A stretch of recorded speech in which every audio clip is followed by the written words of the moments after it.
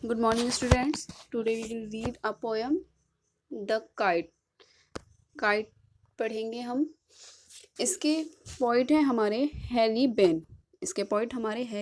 Harry Ben हमें आज इस पोएम में बताएंगे कि काइट की क्या विशेषता है. जब काइट को हम नई काइट को लाते हैं तो वो कितनी सुंदर लगती है, और जब हम उसे आकाश में उड़ाते हैं तो उसे उड़ाने के लिए हम कितनी मेहनत करते हैं. लेकिन जब वह फट जाती है, जब वह नीचे गिर जाती है और फट जाती है, तब हम उसको एक बार देखते भी नहीं है कि वह कहाँ है.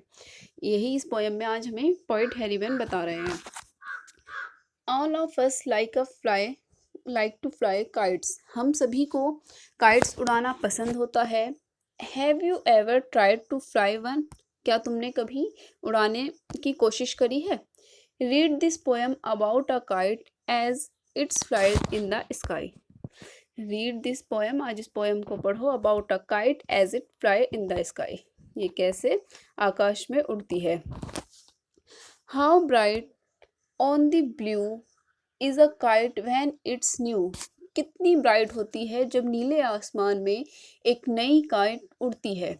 जब एक नई काइट ब्लू आसमान में उड़ती है तो वह कितनी ब्राइट लगती है.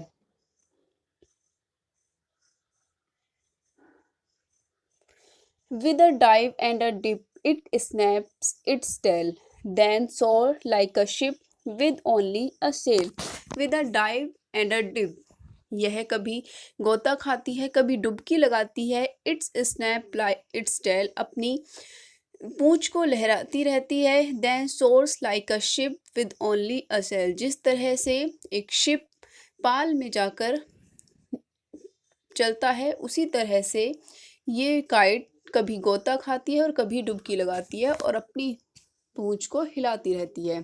इसमें हमारे पोएट ने काइट को कंपेयर किया एक शिप से, कि जिस तरह से एक शिप पाल में, जब पहले इंजन नहीं होते थे, पाल होते थे, तो उसके साथ किस तरह से चलता था, कभी ऊपर कभी नीचे. इसी तरह से एक काइट भी आसमान में जाकर हवा में कभी डुबकी खाती है, कभी गोता खाती है. आपने देखा होगा, कभी वो हिलती, जिस तरह से वो लहराती रहती है, उसकी कंपेयर इसने शिप से की है.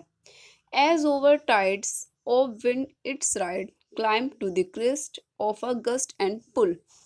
जैसे यह धारा के साथ हवा की धारा के साथ बहती है. Climb to the crest of a gust and pull, और चोटी पर चढ़ जाती है, ऊपर चढ़ी जाती है. हवा की तेज झोंके के साथ खींची हुई ऊपर चली जाती है. तो ये कितनी सुंदर लगती है जब ये हवा में राइड कर रही होती है. Then seems to rest as wind falls, और जैसे ही हवा रुकती है, हवा धीमी पड़ती है, ऐसा प्रतीत होता है जैसे कि काइट सस्ता रही हो, आराम कर रही हो. When string goes slack you wind it back, जैसे ही स्ट्रिंग्स ढीले पड़ते हैं, जो उसकी रस्सी होती है वह ढीली पड़ती है, तुम उसको हवा में फिर से तेज करना शुरू कर देते हो.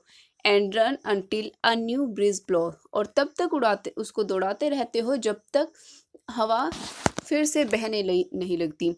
And its wings full and up it goes, और जब तक उड़ाते रहते हो इसको, जब तक हवा तेज नहीं हो जाती, इसके पंखों में हवा नहीं भर जाती और ये वापस से उसी तरह उड़ना शुरू नहीं कर देती, तब तक तुम इसको उड़ाते रहते हो.